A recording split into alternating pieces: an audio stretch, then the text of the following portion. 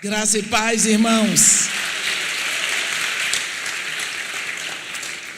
Graça e paz a todos vocês. Uma alegria, um privilégio estar aqui com vocês. Eu gostaria de convidá-los a abrir a Bíblia no capítulo 6 do Evangelho de Jesus Cristo segundo João.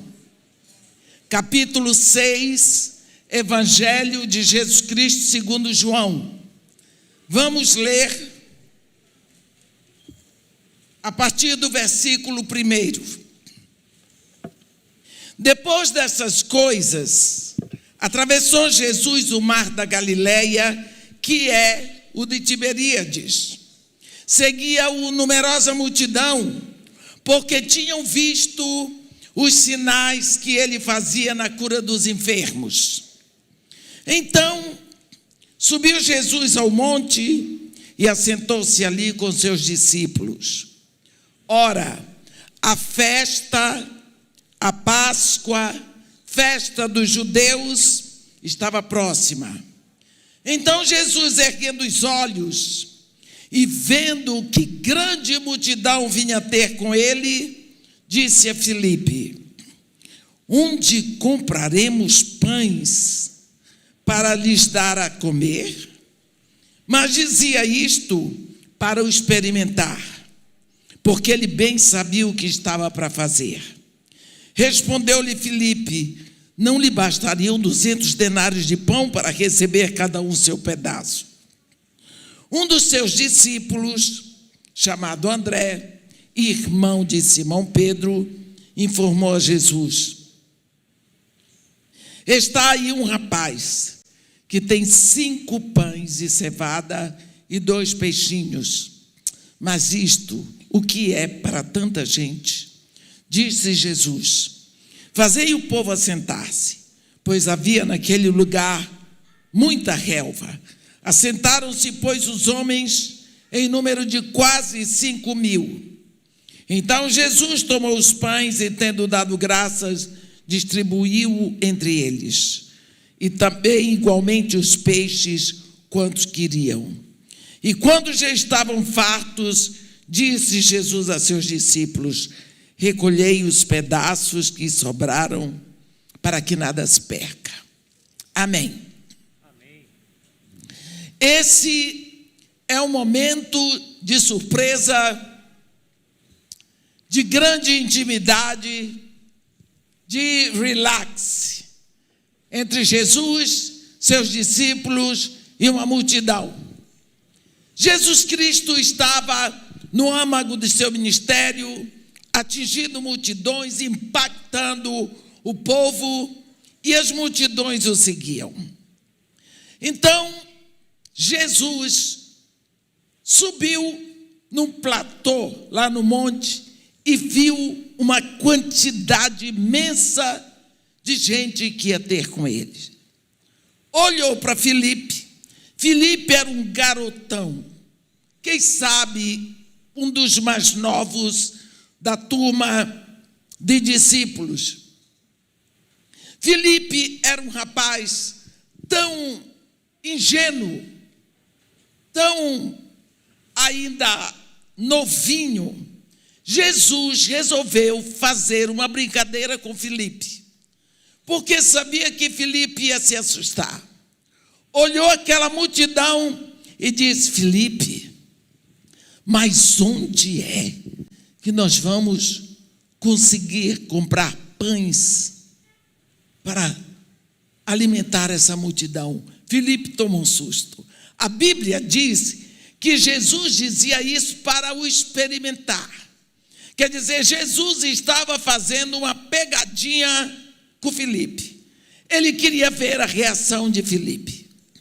Filipe disse: Senhor, nem pensa isso. Tira isso da cabeça. Porque nem um salário de 200 denários.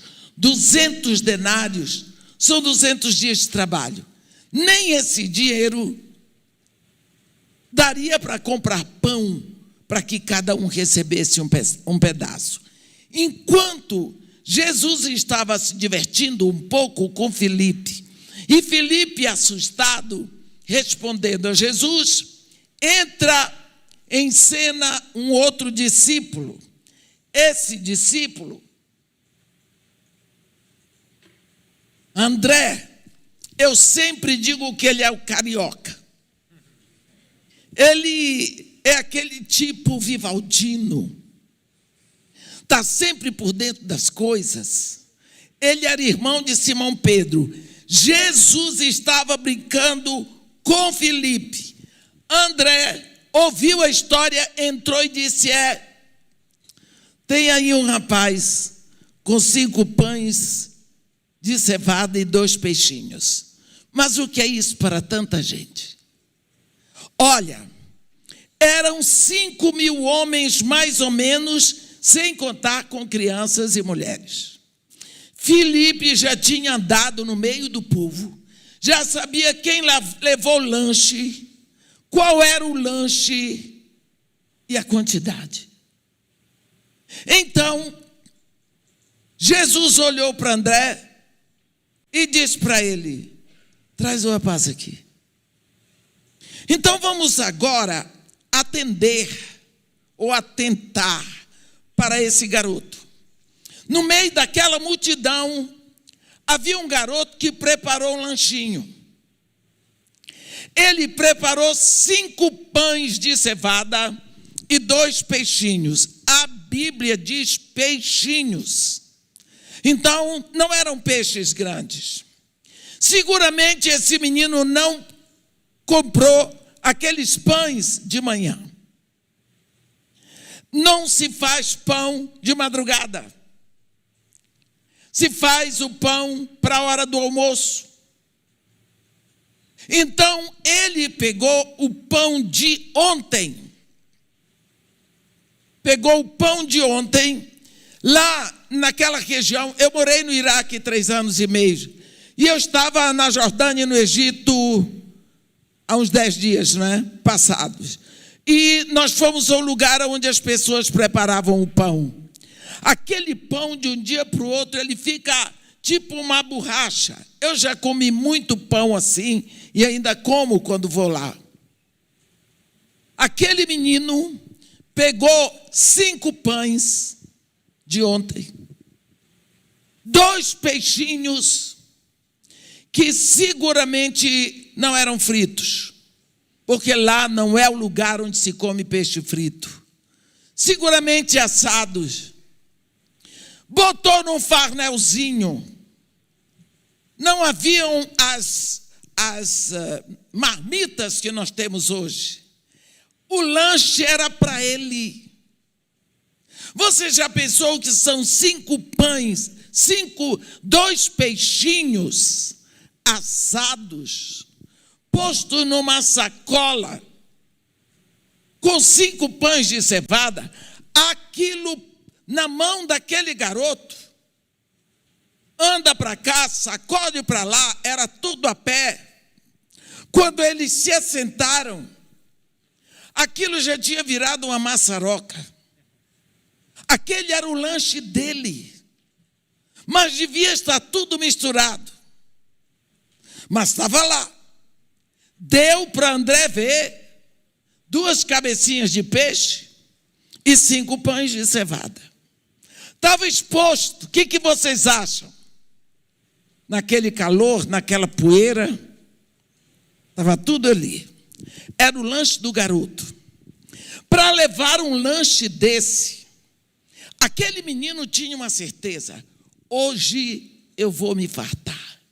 Eu vou ouvir o Nazareno, não vou sair de lá para nada. Existia no coração daquele garoto um desejo de aprender com Jesus, de estar com ele, de segui-lo. E por isso ele levou seu lanchinho para ficar o máximo de tempo que ele pudesse ouvindo Jesus. No momento em que André disse para Jesus que havia um rapaz que tinha 5 pães e 2 peixinhos, logicamente André estava brincando. Espera lá, o que é isso? uma multidão de quase 5.000 homens, para 5 pães e 2 peixinhos, Jesus diz: pois, traz o garoto aqui. Traz o garoto. Você pode imaginar, no meio daquela multidão, um dos discípulos chegando para aquele menino dizendo: ei, o mestre está chamando você. Eu, sim, você, venha. Traz o lanche. O menino pegou o lanche e foi. E quando chegou ali, Jesus estendeu a mão: me dá o lanche. Que tal? O garoto, naquela hora, deve ter olhado para o lanche e pensado: misericórdia, que vergonha, está tudo misturado, virou uma maçaroca. A cabeça do peixe já caiu, as espinhas estão aparecendo, o pão está completamente misturado nas espinhas do peixe. Estava uma vergonha. O garoto olhou para Jesus, olhou para o lanche, mas ele era garoto, entregou. Fosse um adulto, corria de lá com vergonha. Mas ele entregou. Ficou lá. André sabia que eram 5 pães, 2 peixinhos. Filipe estava certo, estava perto, sabia, eram 5 pães, 2 peixinhos. Jesus, logicamente, sabia, e o rapaz sabia também. Jesus disse: manda todo mundo sentar. Mandou distribuir. Pensa naquele menino. Pensa naquele garoto, vendo que tudo estava se multiplicando. Era o lanche dele se multiplicando. E eu tenho certeza que ele olhava maravilhado, e Jesus de vez em quando dava uma olhadinha para ele. E aí? Aquele lanche era suficiente para aquele garoto. Mas quando ele colocou tudo que ele tinha nas mãos de Jesus, o poder de multiplicação das mãos de Jesus vem sobre o lanche dele. E quem alimentou aqueles 5.000 homens não foi Jesus, foi o garoto. Mas ele só pôde alimentar mais de 5.000 homens porque ele entregou tudo que ele tinha nas mãos multiplicativas de Jesus. Em nós não existe nenhum poder para multiplicar. Mas quando nós entregamos o que temos e o que somos a Jesus, Ele vai fazer. O pastor acabou de dizer que eu estou nessa caminhada de pregar há mais de 40 anos. Logicamente, a grande maioria aqui nem tinha nascido quando eu já estava pregando. Ainda continuo. E o meu desejo é pregar enquanto eu tiver fôlego de vida. Por quê? Não existe nenhum poder em mim, mas eu entreguei toda a minha vida, todos os meus dias, todo o meu vigor nas mãos multiplicativas de Jesus. Eu tenho 77 anos e eu, graças a Deus, não tenho problema nenhum de saúde. Eu prego. Tem dias que eu prego 3 vezes. Sábado passado, eu preguei 2 horas de manhã na Igreja Presbiteriana do Pina, lá em Pernambuco. De tarde, preguei 2 horas e meia no Congresso de Mulheres de lá da Igreja Presbiteriana do Pina. E à noite, preguei mais 2 vezes na IABV, lá em Pernambuco. Saímos da igreja às 9 horas da noite, direto para Caruaru. Chegamos em Caruaru, dormimos, 4 horas da manhã levantamos para nos arrumarmos e irmos para Santa Cruz do Capibaribe, que é um lugar onde tem uma feira chamada Sulanca, que é para comprar roupa para minhas crianças lá no Morro Dona Marta. Fizemos compra até 11h30. corremos para Caruaru para almoçar, pegar as malas e ir para Recife para não perder o voo. Bem, isso é uma das coisas que eu faço. Não tenho nenhuma doença. Vocês acham que uma pessoa da minha idade tem capacidade para fazer isso? Não. Mas quando nós nos entregamos nas mãos de Jesus, Ele faz uma festa. Eu queria que vocês voltassem a pensar naquele menino. O lanchinho dele não era o lanche mais bem arrumado. Não era o lanche mais desejado. Não era o lanche mais chique. Não era o lanche mais bonito. Mas era o lanche que ele tinha. 5 pães de cevada de ontem, 2 peixinhos de ontem.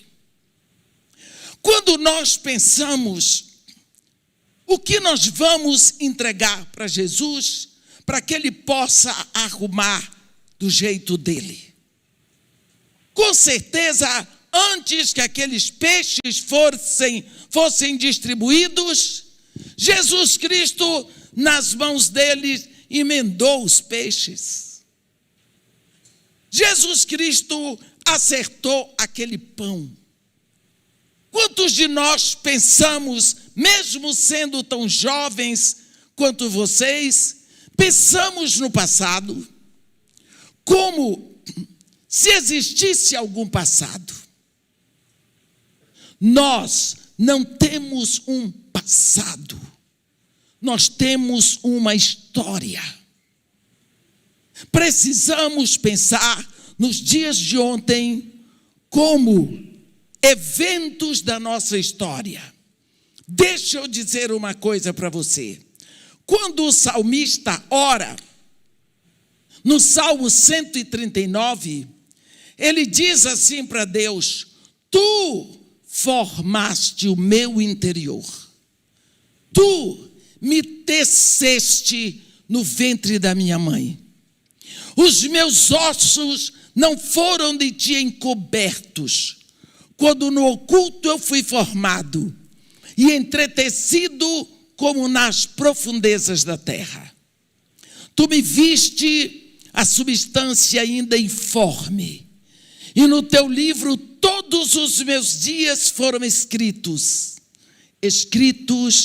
e determinados, quando nenhum deles existia. Você pode ter certeza que Deus tem as suas leis, e Deus determinou desde o início que um homem com outro homem são 2 homens, uma mulher com outra mulher são 2 mulheres, mas um homem com uma mulher formam uma só carne. Todas as vezes que um homem e uma mulher se deitam, eles abrem a guarda e dão a legalidade para que Deus ali forme um novo ser. O homem dá o princípio no berço que Deus fez no ventre da mulher, que nós chamamos útero. E Deus ali traz uma vida e começa a tecer um corpo para aquela vida.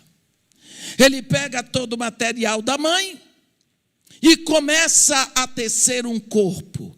Ele determina se vai ser homem, se vai ser mulher, quanto vai medir, a cor dos olhos, tudo. E no tempo certo nasce. Se Deus não fizer, Ele deixa de ser o Criador. Porque Deus é o único Deus que tem em si todo o poder da criação. Por isso Ele é Jeová Elohim, o Deus que tem em si todo o poder da criação. Então, Eu quero dizer que ali começa a sua história. Como toda história, a nossa vida tem capítulos. Às vezes você pode se queixar do que passou. Pode ser que você tenha tristeza de ter nascido em determinado lugar, mas Deus preferiu que você nascesse ali. Você não escolheu os pais que você gostaria de ter, mas os seus pais também não escolheram você. Essa escolha foi Deus que fez, e Deus escolhe isso de acordo com a vontade dele. Então, quantos de nós estamos insatisfeitos por sermos descendentes de alguém que não gostamos, ou pelo que aconteceu na nossa infância? Quantos de nós não estamos satisfeitos com a nossa aparência? Quem tem o cabelo liso gostaria de ter o cabelo ondulado, quem tem ondulado faz chapinha para ficar liso, e assim vamos insatisfeitos com a nossa história. Na nossa caminhada, como em toda história, vão acontecendo capítulos e os cenários vão mudando.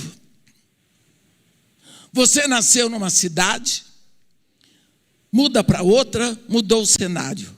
Muda de bairro, mudou o cenário.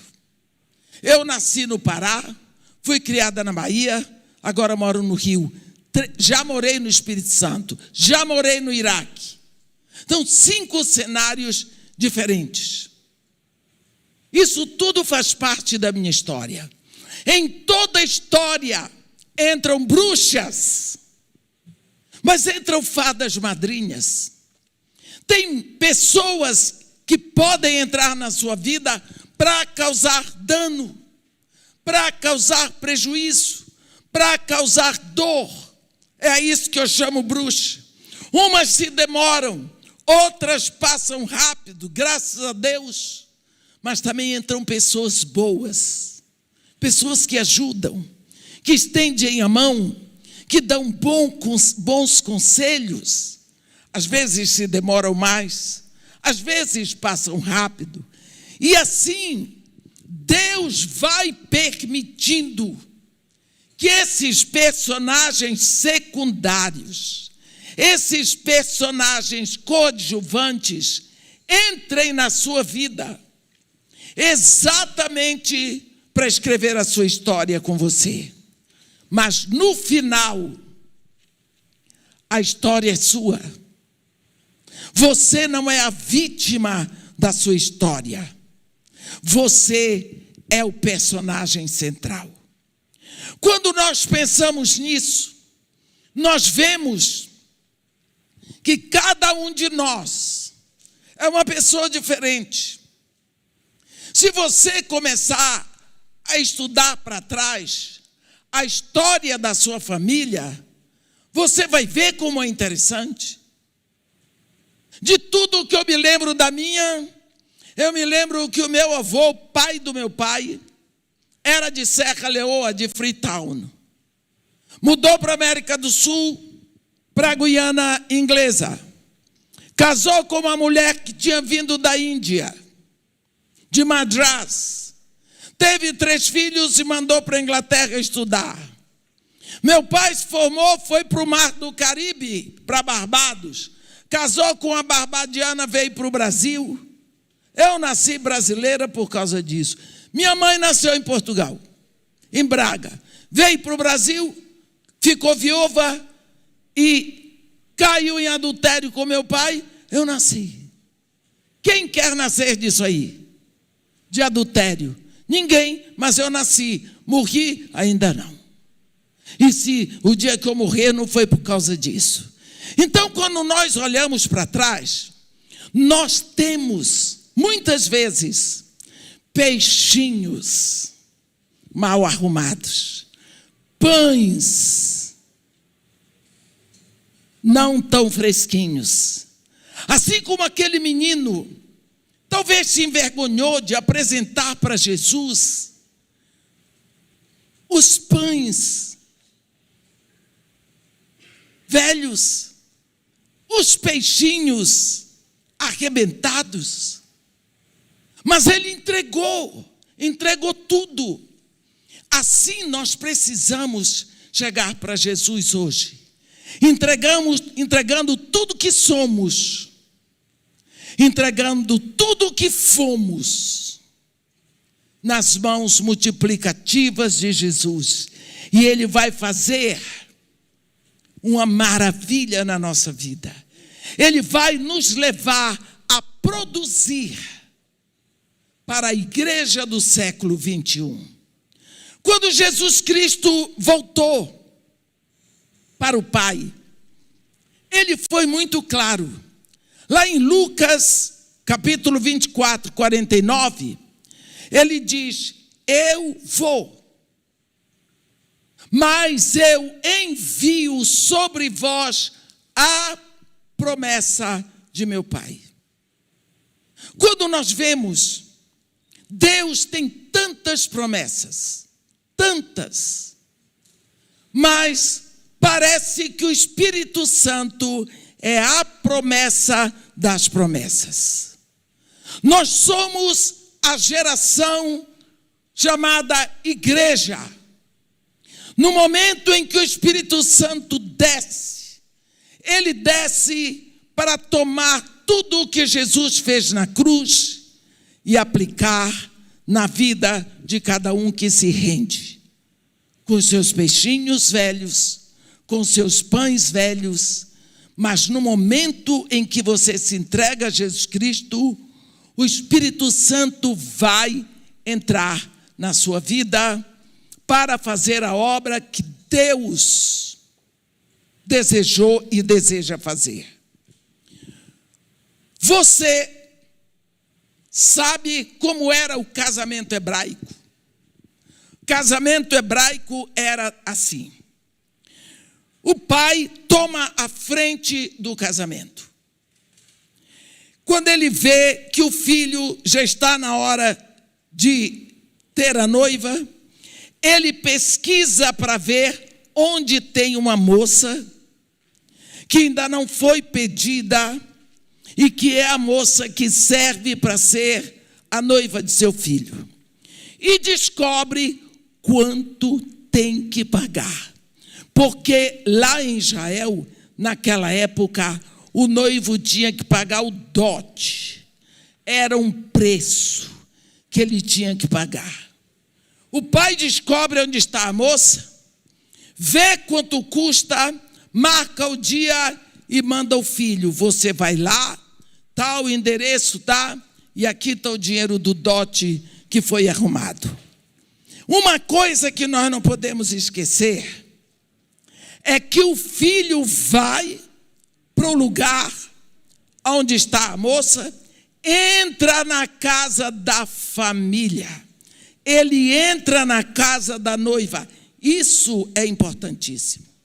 E lá, com os pais da noiva, a família, ele paga o dote, ele assina um documento chamado Ketubá. Esse documento vale por uma certidão de casamento. Assina, a moça também assina. Pronto. Está assinado o Ketubá. Agora, a moça fica na casa dos pais, mas o noivo volta para a casa de seu pai. Quando ele chega na casa do seu pai, o pai dá a ele o pedaço de terra que ele precisa, porque naquela época todos eram agricultores. E as terras na terra prometida foram divididas pelas tribos. Então agora ele vai receber o pedaço de terra dele e ele vai construir o Rupá. O Rupá é a residência, onde ele vai viver com a esposa, com os filhos, e onde ele vai trabalhar a terra. Enquanto ele está lá, preparando o rupá, a noiva, lá na casa dos pais, ela desenvolve a consciência de que ela já foi comprada, que ela é propriedade do rapaz que a comprou. Então, ele, por ser o dono dela, ele não vai marcar a hora que vai buscá-la. A hora que ele quiser, ele pode vir buscá-la. Por isso, na hora que o noivo saiu, ela tomou uma candeia, uma lanterna, colocou óleo, acendeu e botou na janela da frente da casa. É obrigação dela manter aquela luz, porque todos que passarem vão saber, aqui tem uma noiva que já assinou Ketubá. Ela não vai ficar aqui. Ela nunca mais vai dormir de camisola, porque ela não sabe a que horas o noivo pode vir. No dia que o pai do noivo olha e vê que o rupá está pronto, que está tudo pronto, ele chama o rapaz e ele diz, vai buscar a sua noiva. Se for um homem rico, ele vai dar alguém para tocar trombeta e tudo mais. Mas na maioria das vezes, o rapaz desce, pode ser com chuva ou com sol, de madrugada, de noite, de tarde, de manhã, ele não entra mais na casa da noiva. Ele já entrou. A primeira vez, para pagar o preço dela, assinar o Ketubá. Agora ele não entra mais. Ele grita da rua. E ela sai para encontrar com ele. Ela passa na candeia, sopra, apaga a luz. Ficou tudo escuro. Ela vai com ele, talvez montado num jumento, e ele a leva direto para a casa do pai dele. O velho está lá na porta esperando. Quando chegam os dois, ele estende a mão direita para ela. Ela coloca a mão sobre a mão do velho e pega a mão do filho, bota sobre a mão dela e aperta as duas mãos assim. Está feito o casamento. Ele, seguro na mão da noiva, a leva para o rupá. Ali vão realizar, vai ser consumado o casamento, e então vai ter a grande festa, onde o noivo quer apresentar a sua noiva para todos os amigos, mostrando como ela é linda. Vocês entenderam? Nesse modo como era feito o casamento hebraico, é que Jesus Cristo vem a nós. Lá no capítulo 14 de João, ele diz assim, não se turbe o vosso coração, crede em Deus, crede também em mim. Na casa de meu pai há muitas moradas, e se assim não fora, eu vou-lhe teria dito, pois eu irei e vos prepararei lugar. E quando eu tiver ido e tiver preparado o lugar, voltarei e vos receberei para mim mesmo, para que onde eu estou estejais vós também. Ele estava falando só para judeus, e todos ali sabiam que ele estava falando de casamento. Primeira coisa, quando Deus escolhe uma noiva para seu filho, esse filho vai ter que entrar na casa da noiva. E a casa da noiva é o planeta Terra. A Bíblia diz, no Salmo 115, versículo 16, os céus são os céus do Senhor, mas a terra deu a ele aos filhos dos homens. A terra é o planeta que Deus deu ao homem. Então é a casa do homem. Por isso, quando Jesus Cristo envia o seu Filho, Ele envia para a casa da noiva.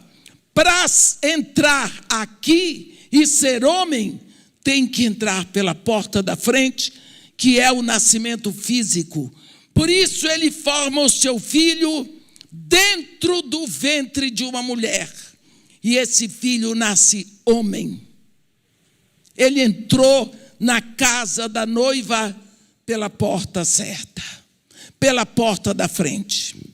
Na hora certa, ele vai pagar o preço pela noiva, lá na cruz. Lá na cruz, ele paga o preço total. Entre os céus e a terra, ele grita: tudo está consumado. Paguei tudo.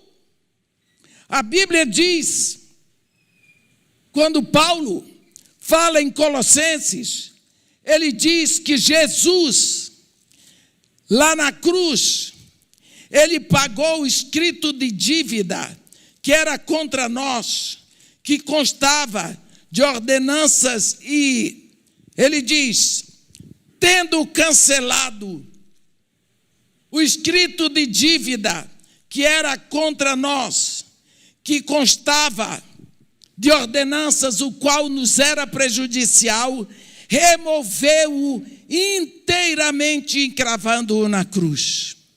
E despojando os principados e as potestades, publicamente os expôs ao desprezo, triunfando deles na cruz. Aqui ele põe uma imagem daquela época do Império Romano, quando os soldados romanos saíam numa incursão de guerra que eles ganhavam, eles despiam os soldados vencidos, prendiam um no outro com correntes e faziam com que eles desfilassem pelas ruas, e o povo vaiando. Eles eram humilhados. E Paulo diz aqui que Jesus fez a mesma coisa com os principados e os potestades. Ele, Jesus Cristo, venceu, pagou o preço exigido pela noiva. E agora, ele assinou o ketubá. Comprou e assinou. Todas as vezes que uma pessoa ouve a palavra da verdade, o evangelho da salvação, crê, ele se rende, ele confessa Jesus, e com a sua boca ele está assinando o seu nome no ketubá. A Bíblia diz, se no teu coração creres e com a tua boca confessares, Jesus, serás salvo. Porque com o coração se crê para a justiça, mas com a boca se confessa para a salvação.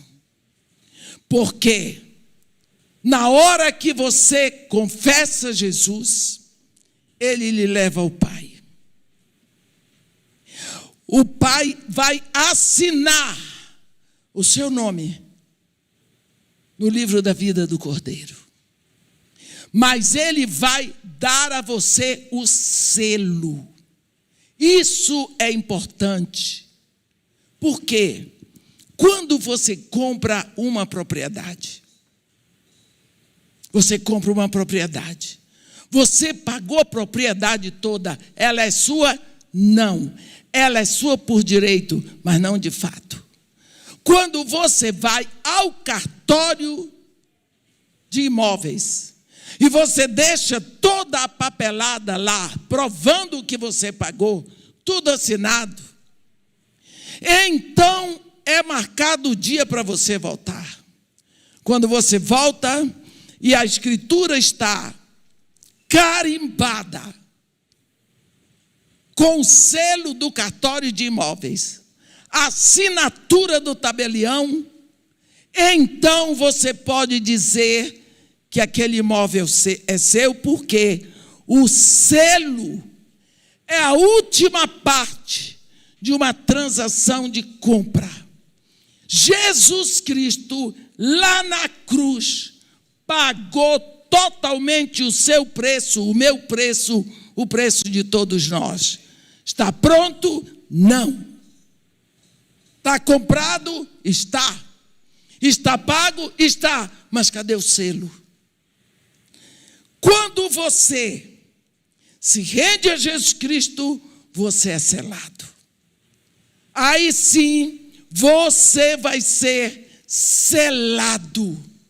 E o selo que Deus lhe dá é o Espírito Santo. A palavra de Deus diz em Efésios 1, versículo 13 e 14: em quem vós também, tendo ouvido a palavra da verdade, o evangelho da salvação, tendo nele também crido, fostes selados com o Espírito Santo da promessa, o qual é o penhor da nossa herança até ao resgate da sua propriedade em louvor à sua glória. Bem, você agora já se rendeu? Você já se entregou a Jesus? Você já está marcado. Você tem o carimbo. Você é propriedade de Jesus Cristo. Você é filho de Deus. Você não está apenas salvo. Você é filho de Deus. Começa um processo de santificação.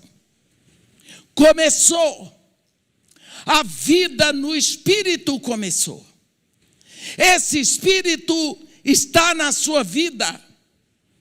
Não é para outras coisas, senão para começar o processo de santificação. Amanhã nós vamos falar melhor desse princípio que o Espírito começa a fazer na nossa vida. Do trabalho que ele vai começar, porque agora o ministério de Jesus Cristo entra o ministério do Espírito, que vai tomar tudo o que Jesus fez e aplicar na nossa vida. Porque Jesus nos comprou, pagou o preço, mas pensa, você compra um carro caríssimo, você deixa lá na loja. Está pago? Está. Seguro? Está pago. Mas e daí? É a mesma coisa. O trabalho da cruz sem o Espírito Santo. Jesus Cristo faz o trabalho, paga tudo, vai. O Espírito Santo vem e vai pegar este trabalho da cruz e aplicar em cada um de nós.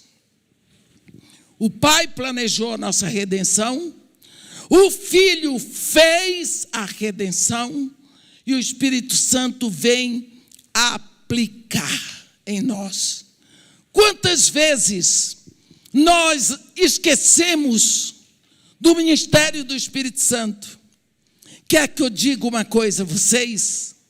Os discípulos de Jesus Cristo não queriam saber do Espírito Santo. Eles eram judeus, eles queriam saber do Messias.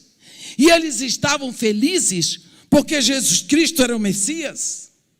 Mas eles não queriam saber do Espírito Santo. Jesus Cristo teve muito trabalho com eles. Foi preciso muitas ministrações sobre o Espírito Santo. Jesus Cristo, só no Evangelho de João, ele dá 12 aulas sobre o Espírito Santo, porque ninguém queria saber. Até hoje, nós vemos uma confusão sobre a pessoa do Espírito Santo. Uns exageram de lá, outros desprezam de cá. O Espírito Santo é Deus. Ele vem para nos santificar. Olhe, o plano de Deus para nós não é salvação. O plano de Deus para nós é santificação. A Bíblia diz que Deus nos escolheu em Cristo antes da fundação do mundo para sermos santos. Só que ninguém pode ser santo se não for salvo. Então Deus vai lá, Ele nos salva pela sua graça. Uma vez salvos, Ele nos dá o seu Espírito para operar em nós o processo de santificação, porque o plano de Deus é que sejamos filhos como Jesus, porque Jesus é só o modelo. Lá em Romanos 8, no versículo 29, está escrito: e há aqueles que de antemão conheceu, a esses também predestinou, para serem feitos à imagem de seu Filho. Então o Espírito vai, agora que nós nascemos em Cristo, Ele vai começar a trabalhar na nossa vida. Ele vai começar a nos moldar. E para isso Ele tem que desfazer tantas coisas. Mas nós precisamos saber que em tudo isso nós somos filhos. Só que existe na nossa vida muitos peixinhos, dos quais às vezes nos envergonhamos. Existem muitos pãezinhos velhos, muitas coisas para trás, que nos fazem vergonha e que não queremos entregar. Precisamos saber que Jesus Cristo pagou o nosso preço todinho. Ele quer receber isso tudo, sabe por quê? Porque Ele sabe. Se você chegar para Ele com os seus pãezinhos velhos, os seus peixinhos estragados, entregue. Porque Ele está com as mãos estendidas, querendo receber. Quantas vezes fomos rejeitados na infância? Olha, uma rejeição, ainda que você tenha sido no ventre da mãe, ela pode causar muito dano, muita insatisfação. Vou contar para vocês. O meu pai era negro, casado com uma mulher negra, tinha 6 filhos negros. Minha mãe era branca, tinha marido branco, 4 filhos brancos, louros. Minha mãe tinha os olhos esverdeados. Meu pai, protestante. Minha mãe, católica, com o irmão padre. Meu pai e minha mãe caíram em adultério. Ninguém ia saber, era tudo escondidinho, ninguém precisava saber. Não é? Quando a pessoa sabe que está fazendo errado, ela faz escondido. Só que Deus resolveu de meia, vou te botar aqui nessa confusão. E mamãe engravidou. Você acha que mamãe queria algum filho no ventre dela? Não. Você acha que meu pai queria engravidar uma mulher na rua? De jeito nenhum. A mulher dele não queria, os filhos dele não queriam, a família da minha mãe não queria. Não existia uma pessoa no planeta Terra que me quisesse. Ficou sabendo que mamãe estava grávida, porque a mulher que ela foi procurar para ajudar a fazer o aborto, contou para a mulher do meu pai. Então, olha a rejeição. Ameaça de morte. Você pode dizer, mas irmã, aquilo a senhora estava no ventre. Eu vou dizer uma coisa para você. Tudo o que aconteceu com sua mãe, quando ela estava grávida de você, afetou você. Vou lhe dar um exemplo bíblico. Quando Maria foi visitada pelo anjo Gabriel, que disse para ela que ela ia ser a mãe do Salvador, o anjo Gabriel já tinha feito tudo, já estava indo embora, disse, sabe Isabel, aquela tua prima, que dizem que é estéril, está no 6º mês de gravidez. O anjo fez a fofoca, foi embora. Contou para Maria. Maria subiu a montanha, foi visitar Isabel. Quando Maria chega lá, já estava grávida de Jesus. Isabel estava grávida de 6 meses de João Batista.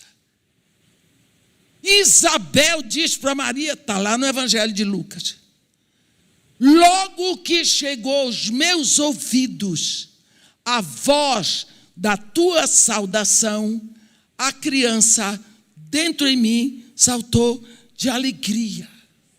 Olha João Batista saltando de alegria dentro do ventre de Isabel, percebendo a presença de Jesus no ventre de Maria. Se uma criança pode saltar de alegria, ela pode se contorcer de medo, de pânico. Tudo que sua mãe passou durante a gravidez, você participou também. É por isso que uma mulher, às vezes, tem 5 filhos, um é tão diferente do outro. Então, todo o nosso ontem chega aqui. O nosso hoje é o resultado de muitos ontens. Por isso, mesmo sendo tão jovens, é possível que muitos tenham muitos peixinhos, muitos pãezinhos velhos que lhes causem vergonha. Como aquele menino pode ter sentido tanta vergonha de expor o lanchinho dele todo estragado, os peixes dilacerados, os pães misturados com espinhas de peixinho. Ele pode ter sentido vergonha, mas ele entregou.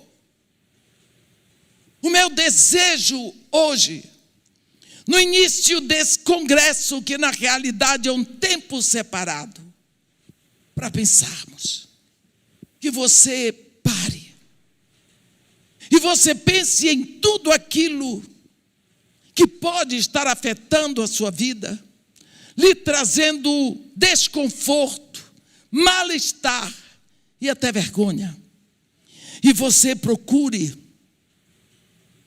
chegar com Jesus e entregar tudo na mão dele. Ele vai fazer uma festa. Eu tenho certeza que ele espera esse momento, que você compartilhe com ele tudo que ficou para trás. Conte a sua história para ele. Você pode até não achar que a sua história é bonita, mas nunca se esqueça que ele comprou você. E quando a gente compra um carro velho, a gente vai buscando as peças novas, originais, e vai consertando pouco a pouco, porque custou o nosso dinheiro. Nós custamos a vida de Jesus Cristo. Por isso, ele tem prazer em receber a maçaroca que nós fizemos nos dias de ontem, nos dias que passaram. Eu gostaria de pedir a você que tirasse um tempo em casa para contar a sua história para Jesus. Feche os seus olhos, ou deite no seu travesseiro e convide Jesus para uma conversa. Vá contando para trás tudo que você fez, mas tudo, hein? Não esconda nada. Não há nada do que esconder. É Jesus que diz: tu entra no teu quarto e fecha a porta e ora ao teu Pai em secreto. E o teu Pai que te ouve em secreto te recompensará. Por que em secreto? Porque é segredo. Não é para os outros ouvirem. É só você e seu Pai do céu. Amém? Amanhã eu pretendo começar desse momento em que o Espírito Santo entra na sua vida para fazer de você um filho de Deus cada vez mais brilhante. Ó Senhor Deus nosso Pai, aqui nós estamos, Senhor, E o nosso coração se volta para Ti. E nós temos o desejo de entregar nas Tuas mãos, Jesus, tudo aquilo que nos incomoda, aquilo que nos impede de andar, tudo aquilo que nos envergonha, a história da nossa família, a história dos nossos antepassados, as dificuldades das quais nos envergonhamos, os sonhos frustrados ainda, e principalmente, Senhor, os impedimentos que temos hoje. Mas assim como aquele menino pegou aqueles pães estraçalhados, aqueles peixes misturados, que lhe causavam tanta vergonha, e ele entregou tudo nas mãos de Jesus, e através das mãos de Jesus, ele alimentou mais de 5.000 homens. Assim queremos te entregar tudo aquilo que temos, tudo, para que tu possas fazer na nossa vida um canto de louvor a Ti, Senhor. Nós queremos nos render nas Tuas mãos e te pedir que Tu te alegres em nós, Senhor, que possas fazer de nós, na nossa geração, filhos Teus brilhantes, porque o Senhor nos escolheu para sermos a igreja do século 21. Nós abrimos o nosso coração para o Senhor, como uma flor que se abre para receber o calor do sol, e lhe pedimos que o Seu nome seja louvado e glorificado em nossas vidas. Isso é o que nós lhe pedimos, já lhe agradecendo no nome poderoso e santo de Jesus. Amém.